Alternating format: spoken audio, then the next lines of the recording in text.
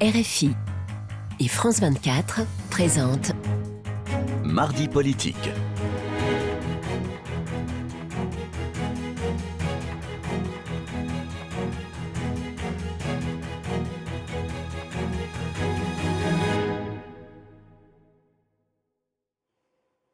C'est l'heure de Mardi politique sur France 24 et RFI. Bonsoir Frédéric Rivière. Bonsoir Rosine, bonsoir à tous. Et ensemble, nous recevons Mélanie Vogel. Bonsoir. Bonsoir. Merci d'être là. Vous êtes sénatrice écologiste des Français établis hors de France. Merci d'avoir accepté donc cette invitation. Donc il y a eu une réunion aujourd'hui autour d'Emmanuel Macron avec toutes les forces politiques, excepté la France Insoumise et le Rassemblement National. Et à la sortie, on a eu le sentiment que ça avait fait un grand flop. Est-ce une surprise ? Alors, c'est pas une surprise dans le sens où tout le monde a bien compris depuis 2022, puis depuis le 9 juin 2024 et puis après les législatives de 2024 qu'Emmanuel Macron était en réalité l'artisan de la crise politique française. Il a été en refusant en 2022 de discuter avec les forces politiques présentes à l'Assemblée nationale. Il a été en prononçant la dissolution de l'Assemblée nationale et en mettant le pays face au risque de l'arrivée au pouvoir de l'extrême droite, et puis en refusant, encore plus grave, après avoir lui-même dissous l'Assemblée nationale, d'accepter le résultat des urnes. Mais est-ce que ça vous exonère aujourd'hui d'être responsable ?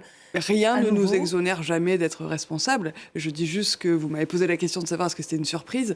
Ce n'est pas une surprise qu'une réunion qui est organisée par le président de la République, qui est celui qui a fait émerger la crise, ne soit pas une réunion qui nous en fasse sortir. C'est la raison pour laquelle nous y sommes allés parce que nous considérons que c'est notre responsabilité, pas face au président de la République, mais face aux Françaises et aux Français qui ont besoin que la France soit dirigée et qui ont demandé une alternance. Maintenant, cette réunion a eu lieu.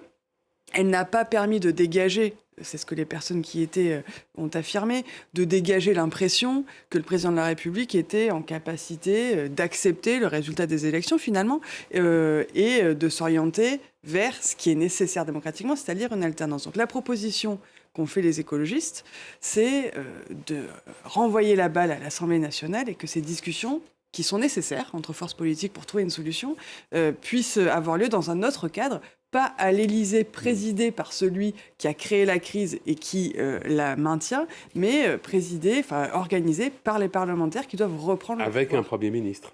A priori, les parlementaires discutent avec le Premier ministre. Mais vous diriez que le président de la République a dit qu'il y aurait probablement un Premier ministre justement dans les 48 heures. Ce soir, vous diriez qu'on en est où ? Parce que un Premier ministre de droite, de gauche, du centre, on est un peu perdu en fait. On a l'impression que rien n'est clair. La gauche veut un programme de gauche, la droite veut un programme de droite, tout ça est cohérent, mais à mettre en place, à moins de concessions très importantes de part et d'autre, c'est mission impossible. Alors non, c'est pas mission impossible. Vous savez, moi j'ai dirigé pendant 3 ans le Parti vert européen. J'ai vu des gouvernements se former dans tous les pays européens. La configuration qui est celle de l'Assemblée nationale en France n'est pas une mission impossible pour former un gouvernement. Ce qu'il faut, c'est de la responsabilité, c'est accepter l'alternance. C'est ce que le président de la République n'accepte pas. Le président de la République, l'article 8 de notre Constitution, dit qu'il nomme le Premier ministre. Il ne choisit pas le Premier ministre. Il le nomme en fonction du résultat des élections. Ouais, ça, c'est une interprétation peut-être qui vous est personnelle. Ah non, il ne le nomme pas ex nihilo, il le choisit avant de le nommer. Non, il ne le choisit pas. Puis il oui, le mais nomme. ce n'est pas lui qui choisit où se situe la majorité et quel est le message qu'envoient les Français. Il le nomme après avoir réalisé quel était le résultat. Jusqu'à présent, dans la Ve République, on a toujours eu, avec le système majoritaire, une Assemblée nationale avec une majorité absolue. Donc c'était pas compliqué. Il nommait qui il voulait de son camp. Sauf quand on avait des cohabitations où c'était pas compliqué non plus, parce qu'il y avait une majorité absolue très claire et on nommait le leader de l'opposition. Là, on se retrouve dans une situation qui est étonnante pour la France, mais qui est d'une banalité absolue en Europe. Et donc, qu'est-ce que doit faire le président de la République ? Nommer quelqu'un issu du camp arrivé en tête parmi le camp démocrate, c'est-à-dire qui a exclu le Rassemblement national. Donc, pour être clair, vous voulez un Premier ministre issu des rangs du NFP. Oui. Mais aujourd'hui, la question qui se pose pour vous, écologistes, tout comme pour les socialistes, est-ce que vous êtes prêts à divorcer de la France insoumise ? C'est pas ça la question qui se pose pour nous. La question qui se pose ça pour doit nous... être la question d'Emmanuel Macron doit se la poser, j'imagine. Non, la question qui se pose pour nous, c'est qu'est-ce que nous devons faire aujourd'hui pour offrir la meilleure solution pour avoir un gouvernement à la fois stable, qui puisse mener des politiques et qui réponde à ce qu'ont dit les Français le 7 juillet. Nous considérons que ce gouvernement doit être issu du NFP, pas parce que ça nous fait plaisir, bien sûr que... mais parce que le NFP a remporté parmi les forces politiques qui ont refusé l'extrême droite le plus de sièges. Je veux dire, si on était moins nombreux que les macronistes, je ne serais pas en train de vous dire la même chose. Mais il se trouve que le NFP a fait un meilleur score que les macronistes. Et donc, si on exclut l'extrême droite et qu'on regarde ce qui se passe de l'autre côté, eh bien, c'est naturel. Comment voulez-vous défendre que ce ne soit pas quelqu'un du NFP qui dirige le gouvernement de la France ? Mais le NFP, c'est un ensemble très composite tout de même. Ça n'est pas un bloc unitaire. Donc, s'appuyer sur ce qui est un intergroupe, parce que ça n'est pas un groupe parlementaire, mais l'addition de plusieurs groupes, et c'est assez composite. On voit bien, par exemple, les distances qui ont été prises par certains communistes à l'égard de LFI. Non, mais c'est pas... D'abord, c'est pas qu'un intergroupe. C'est une alliance qui s'est construite autour d'un programme aussi. Bien sûr que là, aujourd'hui, nous avons des appréciations différentes de quelle est notre responsabilité. Nous considérons que nous avons la responsabilité de faire que du programme du NFP soit appliqué. Et de ne pas se retrouver dans une situation où, parce qu'on voudrait tout le programme, on n'aurait rien du programme. C'est notre responsabilité. D'autres considèrent que ça ne vaut pas la peine et que c'est impossible. Moi, je pars jamais du principe que c'est impossible. Le pire n'est jamais certain. Il est toujours possible, mais il n'est jamais certain. Mais je repose quand même ma question sur les insoumis. Aujourd'hui, on voit bien que, de toute façon, le PS, les écologistes sont un appendice je ne sais pas si on dit une ou un, pardon, appendice de la France insoumise. Vous dites on voit bien, moi je vois pas ça. Je ne vois pas ça. En tout cas, il y a une forte mainmise de LFI sur... Pourquoi vous dites ça ? Là, regardez, les insoumis ont décidé de ne pas participer à cette discussion. C'est leur liberté. C'est leur liberté. Alors, ils avaient été conviés, ils avaient exprimé le refus de participer à ces discussions. C'est leur liberté. Ouais. Oui, pour illustrer le propos de Roselyne... Oui, mais j'aimerais qu'elle... Oui, mais parce qu'à l'appui de cela, il y a quelques instants, Jean-Luc Mélenchon a publié le tweet suivant, vous l'avez peut-être vu, le PS, PCF, Europe Écologie Les Verts, pour lui c'est toujours Europe Écologie Les Verts, en coalition pour négocier avec les droites, retour vers le passé, tristesse.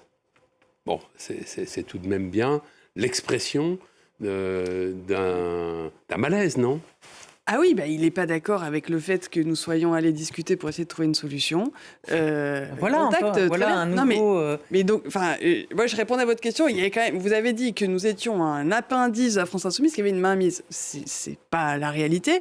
La preuve, nous avons choisi d'aller essayer de trouver une solution. Et par ailleurs, le tweet de Jean-Luc Mélenchon ne reflète pas la réalité. Il n'a jamais été question de faire une coalition avec les droites. C'est pas du tout ça dont il est question. Ce dont il est question, c'est d'essayer de trouver les conditions dans lesquelles nous pouvons avoir un gouvernement qui, nous considérons, doit être dirigé par le NFP, qui fasse de l'alternance politique et qui puisse être stable. Et pour qu'il puisse être stable, il faut bien que nous nous assurions de ne pas être censurés dans les 3 jours.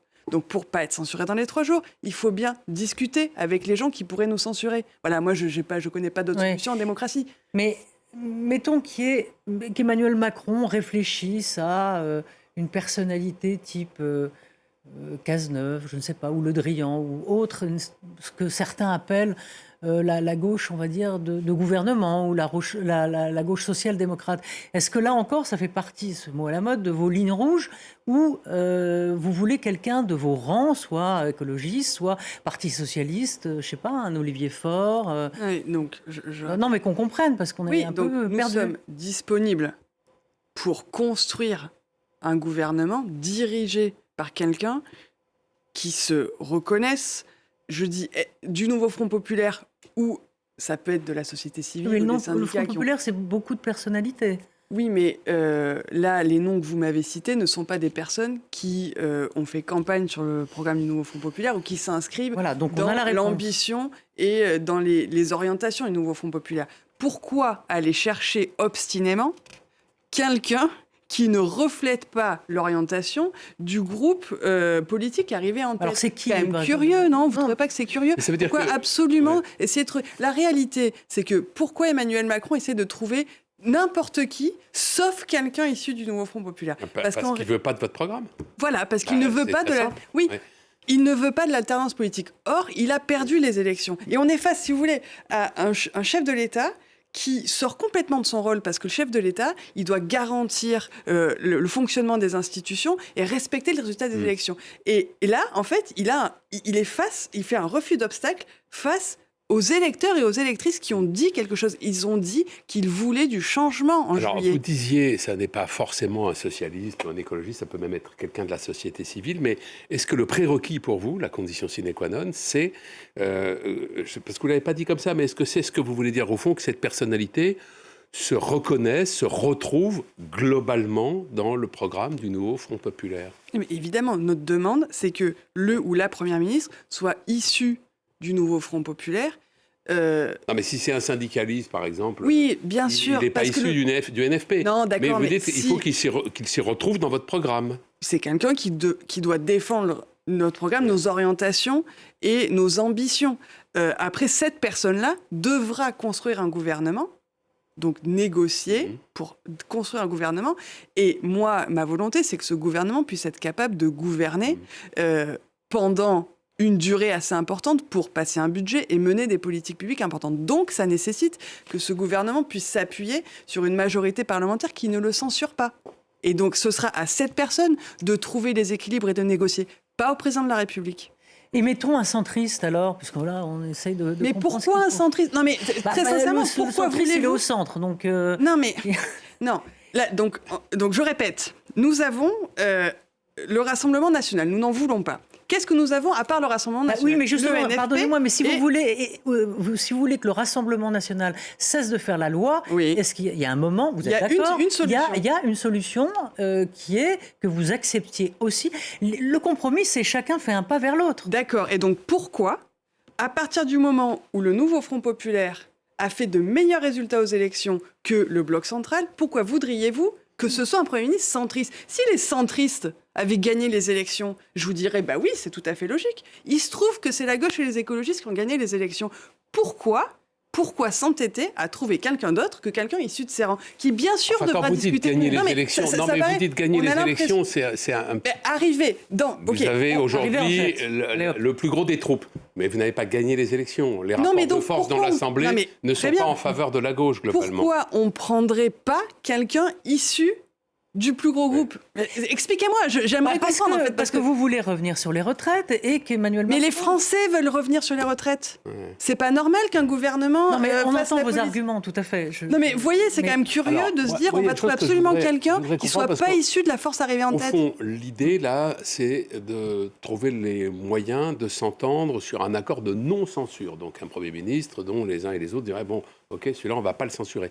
Mais pour s'entendre là-dessus, il faut quand même un minimum d'accord, justement, sur un programme. Sinon, ça revient à donner un chèque en blanc. Alors- Donc, vous ne pouvez pas dire, promis, je ne censurerai pas, Oui, sans bien savoir sûr. ce qui va vous être présenté. Non, C'est absurde, non? Mais Non, mais... c'est parce que je vous ai non, dit. mais quand Non, je mais dis vous, un voyez ce que dialogue. je veux dire. Ça vaut pour tout le monde. Je veux dire, ça vaut pour la droite, ça vaut pour vous. Bien sûr, et je trouve qu'on passe beaucoup de temps à demander à la gauche et aux écologistes s'ils sont prêts à faire des compromis, alors qu'on dit depuis le 7 juillet on est prêt à discuter. On passe beaucoup moins de temps à demander aux macronistes sur quoi ils sont prêts à faire des compromis. Et donc, il y a deux éléments, le fond, le programme, et la méthode. Nous, l'offre que nous avons faite au Parlement, et donc à travers le Parlement français, c'est de dire nous sommes disponibles pour diriger un gouvernement qui s'entende à la fois sur des éléments qui permettent la non-censure, mais aussi sur une méthode. Par exemple, nous nous engageons à ne pas utiliser le 49.3. Ce qui veut dire que nous nous engageons à ne pas passer en force. Ce qui veut dire que nous nous engageons à trouver des majorités Et à à l'Assemblée éviter les motions nationale. de censure. Mais non, à Si, travailler pour trouver des majorités. Oui, mais s'il y a non, pas mais ça veut dire, 49, il y a pas de à censure. S'il y a pas de 49.3, Il peut toujours y avoir une motion de censure. Les députés sont libres de déposer une motion de censure. Oui. Mais ne pas utiliser le 49.3, ça veut dire ne pas passer de loi en force. Pas de budget, pas la réforme des retraites, pas les réformes auxquelles nous tenons le plus. Et du coup, peut-être ne pas passer de loi du tout, parce que si la majorité est peut-être introuvable... on perdra des arbitrages. Et ce sera la démocratie. Mais aujourd'hui, comment, effectivement, est-ce que vous constatez que le blocage est là et que vraiment il ne peut plus y avoir d'avancée et qu'Emmanuel Macron n'aura d'autre choix qu'une fois de plus se retourner vers un Premier ministre de droite et donc rebelote et le chaos est toujours là. Mais non, en fait, il n'a pas d'autre choix, enfin, pas du tout. Donc, si vous dites non et que lui ne veut pas nommer un Premier ministre de gauche, on se retrouve dans la même situation. Donc, et je constate effectivement qu'Emmanuel Macron fait un refus d'obstacle face au choix des électeurs. C'est un problème. C'est pour ça que nous avons suggéré que les discussions maintenant, qui à mon avis ne peuvent pas déboucher tant qu'elles se tiennent à l'Élysée sous sa présidence, puisqu'il ne veut pas reconnaître ce qui serait... Je vous assure vraiment, dans tous les pays européens, on aurait ce résultat des élections. Immédiatement, le chef de l'État nommerait... Mais dans les autres pays européens, il y a une culture politique des coalitions. Mais pourquoi on serait plus bête? On n'est pas plus bête. Parce que c'est la première fois que ça arrive. Non, mais je ne suis pas d'accord. Je suis pas d'accord. À l'Assemblée nationale, on a vu à de nombreuses reprises, et y compris pendant le budget, les députés capables de se mettre d'accord pour former des majorités. On a introduit l'IVG dans la Constitution parce qu'il y a eu un travail transpartisan qui se retrouvait autour d'un grand objectif commun. Et les députés sont beaucoup plus capables aujourd'hui de trouver des solutions que le président de la République. En fait, c'est le président de la République notre problème. Il a créé le problème avec la dissolution et ensuite, il est incapable d'agir face à une solution qui est... vraiment... Donc il s'entête dans l'erreur, selon vous? Oui, et donc, moi, je ne vois pas d'autre solution que de déplacer ce débat qui ne doit plus être dans ses mains, qui doit être au sein du Parlement, de revenir à un parlementarisme sain et que ce soit dans la discussion entre les parlementaires qu'une configuration émerge. Parce que lui est vraiment face à... c'est un déni de réalité, un refus d'obstacle. Et l'obstacle étant la démocratie. C'est les chevaux qui font des refus d'obstacles. L'image, c'est ça. Ouais, mais en fait, il est face à un truc, c'est la démocratie qui lui a dit « on veut pas de ta politique » et il est là « non. » En fait, c'est comme ça. Et je vous assure qu'on n'est pas plus mauvais que les autres pour discuter. C'est juste qu'on a un président de la République qui refuse. On a terminé, me semble-t-il. Eh bien, je crois. En tout cas, vous avez l'air consterné ce soir. On vous a vu arriver, avec une fin de non-recevoir en quelque sorte. Donc on va voir comment les choses évoluent. Donc merci. À vous d'être venu. Merci Frédéric. À la semaine prochaine. Et merci à Flore Simon et à Camille Néran et à toute l'équipe technique. Merci. RFI et France 24 présentent Mardi politique.